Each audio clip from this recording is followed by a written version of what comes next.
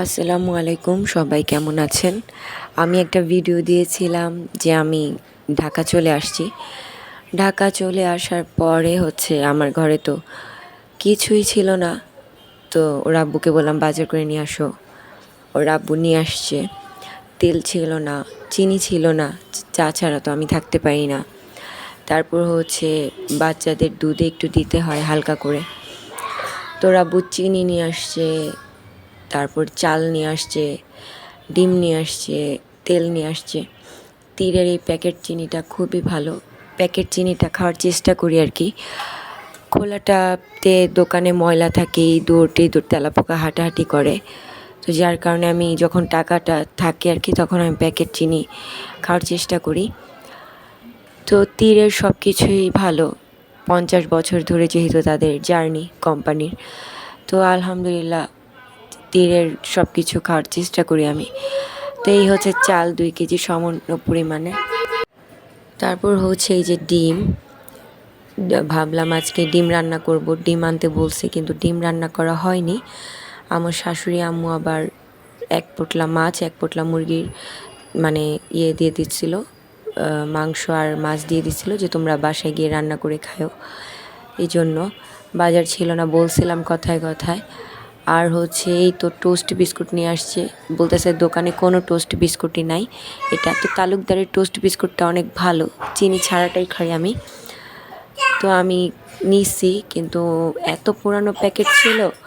তারপর প্যাকেটটা এত পুরানো ছিল, আমি খুলতে চাইনি। এই যে ম্যাচ 1 বক্স করে আনি আমি ওইভাবে ম্যাচ লাইট দিয়ে জ্বালাতে পারি না। আর আমার অটো চুলা না, আমার খুব নর্মালি একটা চুলা, সেটা আপনারা দেখেছেন। এটা তীরের আটাও শেষ হয়ে গিয়েছিল। তো 2 কেজি 4 কেজি আটাও আনা হয়েছে আর কি। তীরের আটাটাই আমি খাওয়ার চেষ্টা করি। পুষ্টি আটাটাও খুবই ভালো, রুটিটা খুব সুন্দর ফকফকে ঝকঝকে হয় আর কি। তবে আমাদের শক্তি হয় লাল আটাতে, তাই না, সাদা আটার চেয়ে। ওর রুটি এই তো বানানো হয়ে গেছে, এখানে 16-17টার মতো আছে আর কি।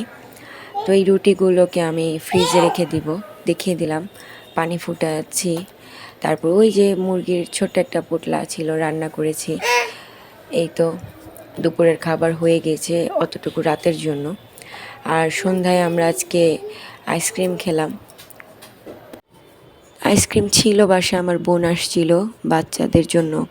আমি গ্রাম থেকে আসছি, দেখা করতে আসছিল। গ্রাম থেকে আমি কিছুই আনি নাই, কাঁঠাল আম কিছুই পাকে নাই, বড়ও হয় নাই। তো ও আইসক্রিম নিয়ে আসছিল, ম্যাঙ্গো বার নিয়ে আসছিল বাচ্চাদের জন্য, চিপস। তো আইসক্রিম ছিল। ইব্রাহিম বলতেছে আম্মু আমি আইসক্রিম খাবো, আব্বু আইসক্রিম খাবো বারবার বলেই যাচ্ছে। ঠান্ডা আমি দিই না, যেহেতু অনেক গরম পড়ছে। তো আমি দিলাম সবাইকে।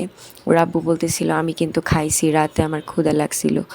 তো আমি বলছি ভালো করছো, খাইছো।